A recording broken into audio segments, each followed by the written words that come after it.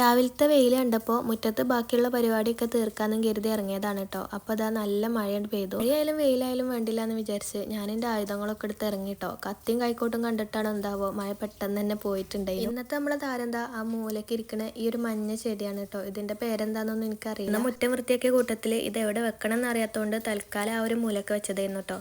അപ്പോൾ ഞാൻ വിചാരിച്ചു കുറേ ദിവസമായില്ലേ അവിടെ ഇങ്ങനെ മൂലക്ക് ഇരിക്കണ്, അപ്പോൾ അതിന് കുറച്ച് കാറ്റും വെളിച്ചൊക്കെ കിട്ടുന്ന സ്ഥലത്തേക്ക് കൊണ്ടുവന്ന് വെക്കാന്ന്. അത് തൽക്കാലം ഇവിടെ കൊണ്ടുവന്ന് വെക്കാന്ന് അപ്പോൾ ഞാൻ വിചാരിക്കണത്. ഇനി ഇതിൽ ബേബി പ്ലാന്റ്സ് ഒക്കെ ഉണ്ടാവുകയാണെങ്കിൽ അതിൻ്റെ അപ്പുറത്തൊക്കെ ആയിട്ട് നിരത്തി കുത്താലോ, അങ്ങനെയാണ് ഇപ്പോൾ ഞാൻ കരുതുന്നത്.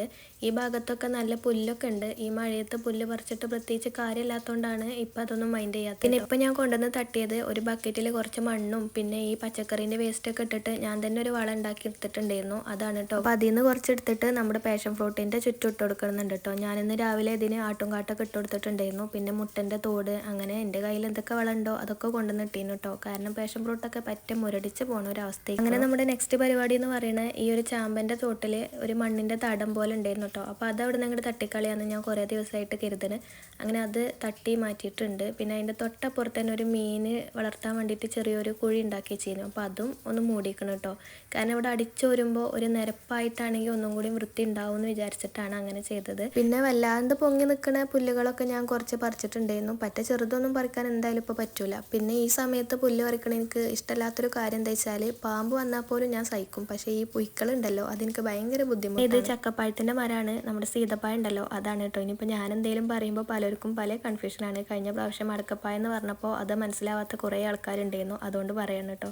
അപ്പോൾ അതിന് ഇപ്രാവശ്യം പൂക്കളൊക്കെ ഉണ്ടായിട്ടുണ്ട്. ഇനിയിപ്പോൾ ചക്കപ്പായ ഉണ്ടാവുമെന്നൊന്നും അറിയാം. അരിവാള് കയ്യിലുണ്ടായാൽ പിന്നെ അങ്ങനെയാണ്. അതിൽ പോണ വഴിക്ക് അവിടെ കണ്ട പുല്ലും കാടൊക്കെ വെട്ടിയിട്ടുണ്ടായിരുന്നു കേട്ടോ. അങ്ങനെ കാട് വെട്ടലൊക്കെ കഴിഞ്ഞിട്ട് പിന്നെ മുറ്റൊക്കെ ഒന്ന് അടിച്ചു വരാമെന്ന് കരുതി. എൻ്റെ അടുത്ത് കൈമ എണീറ്റ് വന്നിട്ടുണ്ടായിരുന്നു. പിന്നെ അവൾക്ക് ടി വി ഒക്കെ ഇട്ട് കൊടുത്തിട്ട് ഓളൊന്ന് സെറ്റാക്കിയിട്ടാണ് ബാക്കിയുള്ള പരിപാടികൾ തുടങ്ങിയത്.